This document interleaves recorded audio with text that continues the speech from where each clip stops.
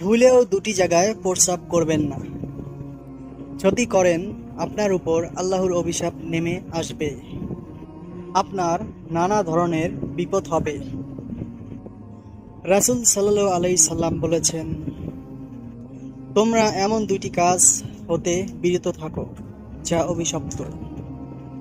সাহাবীগণ জিজ্ঞাসা করলেন, ইয়া আল্লাহর রাসূল, সেই অভিশপ্ত কাজ দুটো কি কি? তিনি বললেন, মানুষের যাতায়াত পথে কিংবা বৃক্ষের ছায়ার নিচে যেখানে মানুষ বিশ্রাম করে সেখানে প্রস্রাব পায়খানা করে। আশা করি আপনারা বুঝতে পেরেছেন কোন দুটো অভিশপ্ত জিনিস আল্লাহর রাসূল মানা করেছেন। আমাদের আলোর পথ চ্যানেলটি ইসলামিক ভিডিও ভালোবেসে থাকলে সাবস্ক্রাইব করে সঙ্গে থাকবেন। অবশ্যই কমেন্টে জানাবেন ভিডিওটি কেমন লাগলো। একটি লাইক, একটি শেয়ার করবেন অবশ্যই। আল্লাহ হাফেজ।